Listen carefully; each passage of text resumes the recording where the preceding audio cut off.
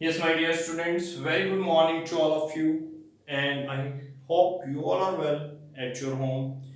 Okay, students, as you know, tomorrow there is a test of electricity chapter, as we had completed successfully electricity chapter with lot of the extra questions also with the help of assignments. Okay, and we had done one special assignment also, special lecture of resistors, and it will be very helpful in your future. Definitely, please note this point. And now I am just going to complete my job, as by chance some questions had been left of the in-text question of NCERT, so I am going to solve the remaining in-text question of NCERT. I hope कि तुम सबको ये questions आते हैं, क्योंकि मेरे पास जो तुमने अपने सेगमेंट्स सेंड किए हैं वो सेगमेंट्स ऐसे हो ही नहीं सकते, क्योंकि उससे तो काफ़ी हाई लेवल तुम ऑलरेडी कर चुके हो। फिर भी कुछ स्टूडेंट्स होंगे कि जिनको ये रिमेनिंग क्वेश्चंस चाहिए होंगे, तो मैं उनके लिए वीडियो बना रहा हूँ। तो मुश्किल से हार्डली 15 मिनट्स की वीडियो होगी, 15-20 मिनट्स में थोड़े से जो क्वेश्चन रह गए वो मैं करवा रहा हूँ। और जिन्होंने ये कर रखी है, don't waste your time, just do your practice for tomorrow's test. Okay, in the case अगर कोई प्रॉब्लम आएगी तो आज तुम्हारे लिए मैं 24/7 अवेलेबल हूँ, कभी भी मेरे से कोई भी पॉइंट डिस्कस कर सकते हो। ओके बेटा, तो जिसको ये वीडियो देखनी है, कैरी करनी है, तो वो वीडियो को कंटिन्यू करेगा। बाकी अभी सब अपनी प्रैक्टिस करेंगे। मैं पहले ही बता रहा हूँ, जो तुम्हारा टेस्ट आने वाला है बेटा, वो टेस्ट किस किस में से होगा? Complete notes, NCERT, assignments, 1 to Z तुम्हें, A to Z तुम्हें सब कुछ करना होगा। ओके, तो स्टार्ट करते हैं बेटा। Already we had done up to question number 14। Now I am going to start from question number 15। Okay, तो बेटा रीड कर लेंगे क्वेश्चन नंबर 15। मैंने सबको लिंक प्रोवाइड किया हुआ था एनसीईआरटी के, क्वेश्चन सबके पास है एनसीईआरटी के, तो please open that link and please read question number 15 of in-text question of NCERT. An electric lamp of 100 ohm, मैं यहाँ बेटा सोल्यूशन करने जा रहा हूँ। An electric lamp of 100 ohm, a toaster of resistance, बेटा रेजिस्टेंस दी हुई है, रेजिस्टेंस दी हुई है लैंप की 100 ओम, और रेजिस्टेंस है टोस्टर की 50 ओम, एंड वाटर फिल्टर की रेजिस्टेंस है, वाटर फिल्टर की रेजिस्टेंस है 500 ओम। ओके, आर कनेक्टेड पैरेलल, सबको पैरेलल कनेक्ट किया गया 220 वोल्ट के साथ, तो वोल्टेज दी हुई है 220 volt. Okay, what is the resistance of an electric iron connected to the same source? कहता हमें इलेक्ट्रिक आयन की कोई एक और डिवाइस है, इलेक्ट्रिकल कंपोनेंट है, जिसको हमें कनेक्ट करना है अप्लायंस को, और उसका हमें रेजिस्टेंस बताना है, उसको भी इसी वोल्टेज पे कनेक्ट किया है।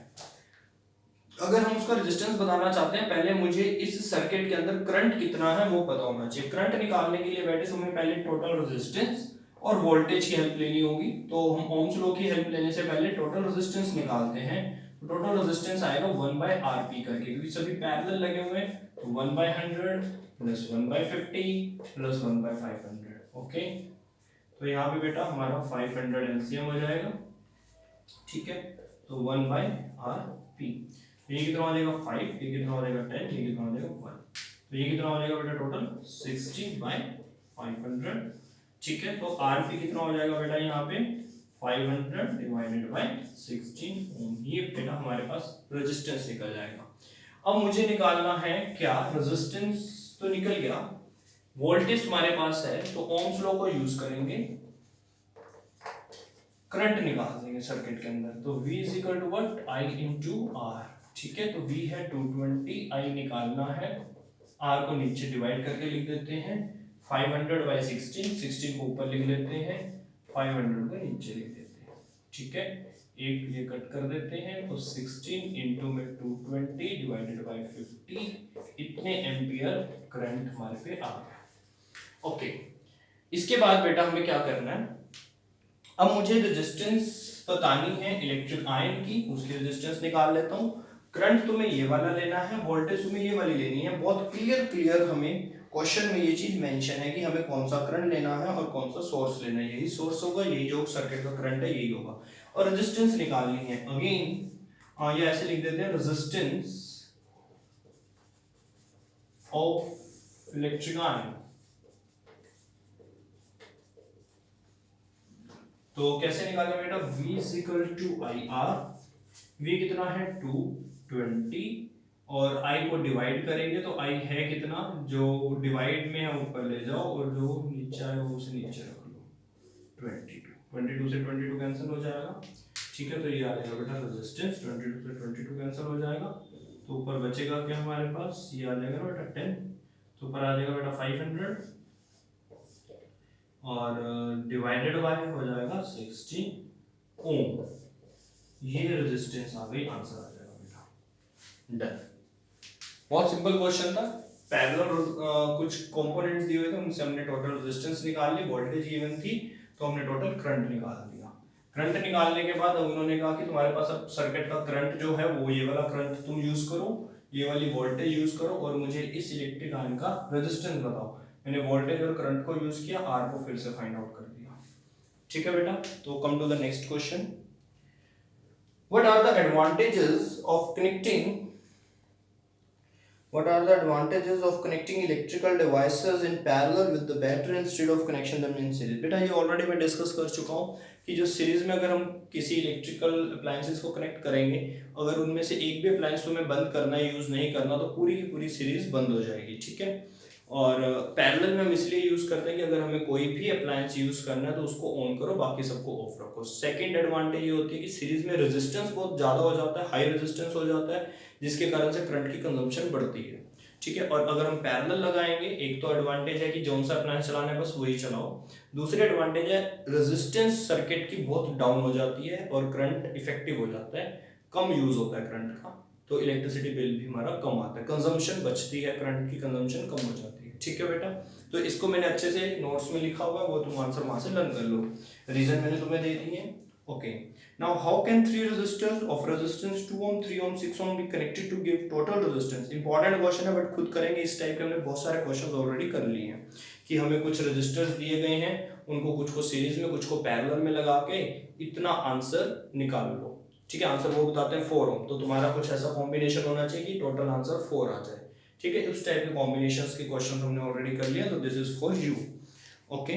तो नेक्स्ट क्वेश्चन है व्हाट इज, ये बेटा हमारा ऑलरेडी असाइनमेंट में भी आ चुका है इस टाइप का question, the highest and the lowest total resistance that can be secured by combination of 4 coils of the resistance. जी 4 रेजिस्टेंस दी हुई है, उन्होंने पूछा हाईएस्ट और लोएस्ट कब होगी। आंसर है हाईएस्ट कब होगी, जब सारों को हम सीरीज में लगा देंगे, लोएस्ट कब होगी, जब हम सारों को पैरेलल लगा देंगे। सॉल्व करके दिखा दो, सीरीज में सॉल्व करके दिखा दो, एक बार पैरेलल सॉल्व करके दिखा दो, सीरीज में हाईएस्ट आ जाएगी, पैरेलल में लोएस्ट आ जाएगी, good, okay. Come to the next question बेटा। हाँ जी, इस क्वेश्चन को लेकर कुछ बच्चों के डाउट्स भी आए थे और ये असाइनमेंट में भी है क्वेश्चन, बहुत इंपॉर्टेंट भी है। Why does the code of an electric heater not glow while the heating element does? देखो बेटा मैं तुम्हें अच्छे से समझा देता हूँ ये क्वेश्चन है क्या। हीटिंग एलिमेंट क्या होता है, जैसे फॉर एग्जांपल हमारा ब्रेड टोस्टर है, ठीक है, गीजर है, इलेक्ट्रिक आयन है, इसके अंदर एक एलिमेंट लगा होता है जो करंट से गर्म हो जाता है। जैसे उसमें करंट आता है, उसकी रेजिस्टेंस इतनी ज्यादा होती है कि वो इलेक्ट्रिक करंट को पास नहीं होने देता, इलेक्ट्रिक एनर्जी को अपने में से क्रॉस नहीं होने देता, तो वो इलेक्ट्रिक एनर्जी हीट एनर्जी में कन्वर्ट हो जाती है और कभी कभी इतनी ज्यादा हीट एनर्जी बनती है कि ग्लो करने लग जाता है। But what is the meaning of the code? कहते हैं कोड क्यों नहीं ग्लो करती?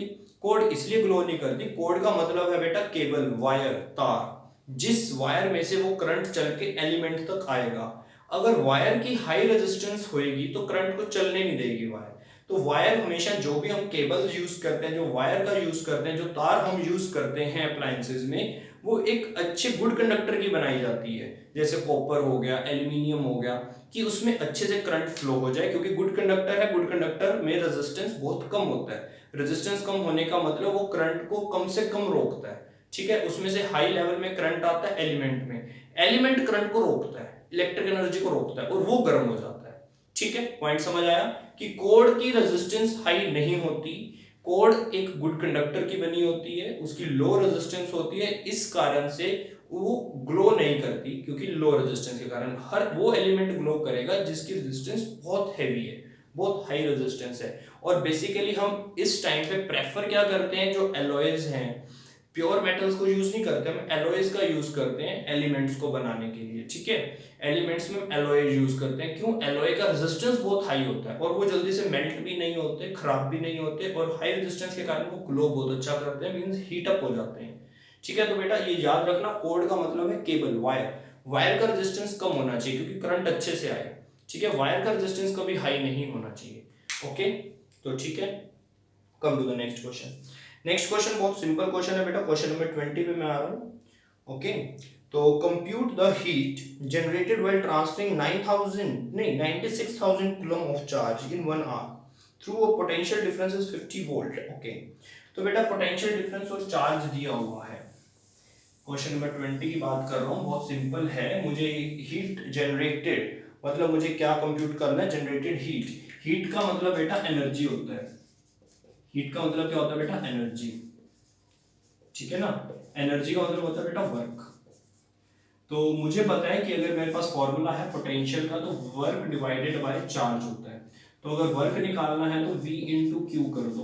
तो यहाँ पे तुम्हारे पास दोनों चीजें गिवन है, V 50 वोल्ट गिवन है और Q 96,000 कूलम गिवन है। तो ये वर्क निकल जाएगा जूल में, ये आंसर आ जाएगा, ठीक है। नेक्स्ट पे आते हैं, an electric iron of resistance 20 ohm takes a current of 5 ampere, calculate the heat developed in 30 second, okay. तो बेटा बहुत सिंपल क्वेश्चन है, हीट मुझे निकालनी है, करंट दिया हुआ है, रेजिस्टेंस दी हुई है, टाइम दिया हुआ है। तो यहाँ पर हम डायरेक्ट हीट का फॉर्मूला यूज करेंगे बेटा। हीट का फॉर्मूला होता है बेसिकली क्या, आई स्क्वायर आर टी, सबसे पॉपुलर फॉर्मूला होता है। और भी फॉर्मूला होते हैं, जैसे हम जानते हैं ना, हीट एक एनर्जी है, ठीक है। तो यहाँ पर हम ऑलरेडी कर चुके हैं, ये V इंटू क्यू। तो इस टाइप से भी हम हीट के फॉर्मूलाज को लिख सकते हैं, ये V इंटू क्यू से ही आ जाएगा ये फॉर्मूला भी। तो ये वाला फॉर्मूला यूज करना है इस क्वेश्चन में। आई तुम्हें गिवन है, आर तुम्हें गिवन है, टाइम तुम्हें गिवन है, पुट कर दो, आंसर आ जाएगा जूल में। Don't forget to mention unit in the last, okay. Now come to the next question. तो बस बेटा इतने से क्वेश्चन हमारे रहते थे, कुछ ज्यादा नहीं थे। हाँ, नेक्स्ट क्वेश्चन इंपॉर्टेंट है, कई बार बच्चा उसको समझने में गलती कर जाता है, क्योंकि उन्होंने कुछ एक ऑलरेडी डेफिनेशन दी हुई है और पूछ लिया तुमसे कि बताओ किसकी डेफिनेशन है। तो देखते हैं इस डेफिनेशन को हम कैसे रिकॉग्नाइज कर सकते हैं। So let's start.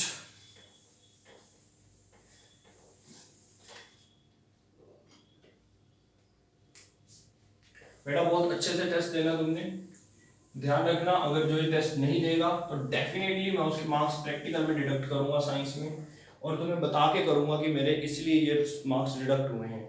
मुझे कल तुम्हारा बहुत अच्छे से टेस्ट चाहिए बेटा, ओके। तो बेटा इसमें बताया गया है, what determines the rate at which energy. Rate का जब वर्ड आता है तो डिवाइड में टाइम आ जाता है, और उसके बाद उसने कहा रेट, किसका रेट पूछ रहा है, वो एनर्जी का। तो डेट मींस डिवाइड में टाइम, रेट तो हो गया, ऊपर एनर्जी है। तो एनर्जी का मतलब तो अभी हमने किया, एनर्जी का मतलब तो वर्क ही होता है। तो मुझे बताओ वर्क डिवाइडेड बाय टाइम, किसका फॉर्मूला है ये, वर्क अपॉन में time, it is known as power. Power का फॉर्मूला, तो ये डेफिनेशन किसकी है, पावर की, सिंपल।